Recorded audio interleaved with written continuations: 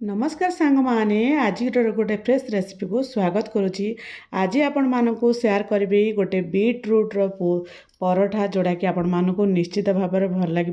परोठा तो समस्ते बनई किंतु बीट्रुट्र परोठा केवे बनई कि सांग माने थरे मो स्टाइल ये भाव में बीट्रुट्र परोठा बनातु से गोटे बीट नहीं जाइए जोड़ा कि फ्रेश बीट नहीं जाइए गोटे छोट छोट खंड कर छोट छोट खंड करके गोटे ग्राइंडिंग जार देदेबा जोड़ा कि ग्राइंडिंग करने को सुविधा हे।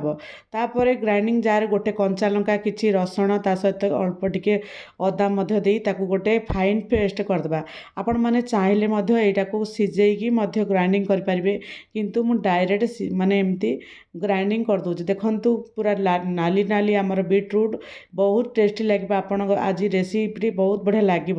तापर जीवा सेपट तो ग्राइंडिंग करी बर्तमान जीवा गोटे थाली नहीं जावा थाली रे गोटे कप अटा ता सहित गोटे कप मैदा देदेबा। आपण माने 2 कप अटा नहीं पारिबे बा 2 कप मैदा नहीं पारिबे। 2 कप रो अल्प टिके अटा मिसई पारिबे। अटा आउ मैदा मिसई नेले माने टेस्ट लगे ता सहित बहुत बढ़िया लगे टेस्ट ता सहित स्वाद अनुसार लुण ता सहित अल्प टिके आमर जोड़ा जुआणी देवा द्वारा आमर यही जो परोटाटा बहुत खास्ता रही है तार फ्लेवरटा बहुत भल लगे।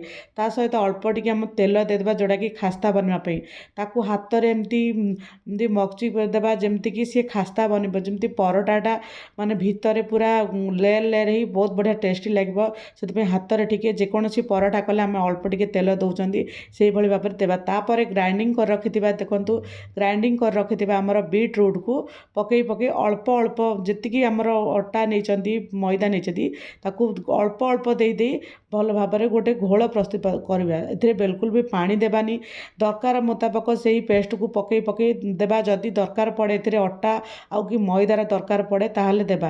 देखंतु जदि घिला गिला आमर जोड़ा कि जदि हो गला माने बेटर टी ताल बिल्कुल भी भल लगेनी।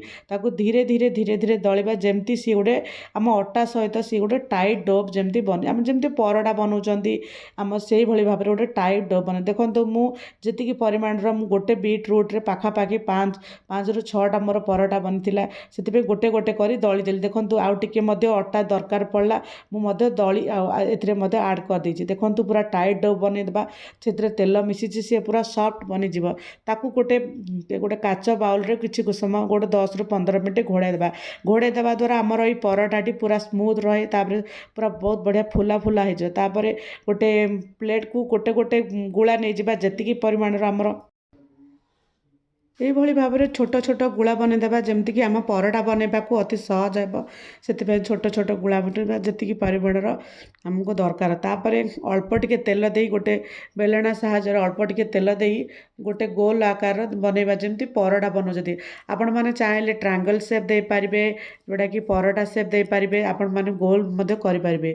मु तीनोटी स्टेप आपण मानक देखी जोड़ा कि परोटा तापर परोटा को भल भाव में बेली देला से अल्प टिके आमर धला राशि देदेबा। धला राशि देवा द्वारा देखा माने मतलब देखा बहुत बढ़िया लगे।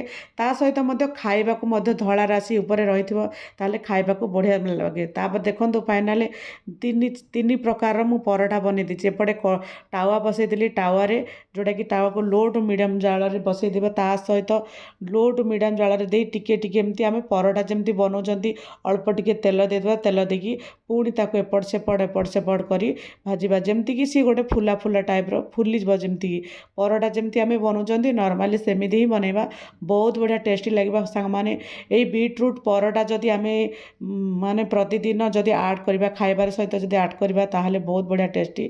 ता सहित बीट्रुट रे आमर जोड़ा कि आमर ब्लड सर्कुलेशन माने ब्लड रहे माने ब्लडहीनता रक्तहीनता कमी माने रक्तहीनता हेनी।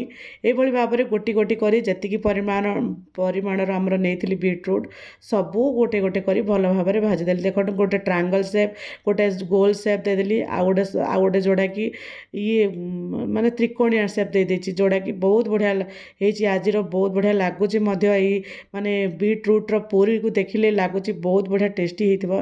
तापर फाइनल रेडी करदेली सब माने सजैदेली गरमा गरम बीट्रुट। आशा करुछि आज रेसिपी आपण मानकु निश्चित भाव में भल लगी। जदि भल लगी सांग माने निश्चित भाव में जदि बीट्रुट घर अच्छी निश्चित भाव में ट्राए करूँ आमिति लगे आपण अनुमति मो सहित सेयार करूँ मु सब नुआ नुआ रेसिपी सहित आपण मानक सामने नुआ नुआ माने रेसिपी आणुची आपण माने वीडियोटा को शेष पर्यंत देखुंत से आपण मानक अनेक अनेक धन्यवाद आ पुणी नुआ एक रेसिपी नहीं पुणी आसबि रोचे सांग माने जय जगन्नाथ पुणी देखा नुआ एक रेसिपी सहित जय जगन्नाथ सांग माने जय जगन्नाथ आपण मानकर सांग मान सहित सेयार करेंगे आ निश्चित भाव में ट्राए करके कहे केमिति लागला रोचे सांग माने पुणी देखा नुआ एक रेसिपी सहित बाय।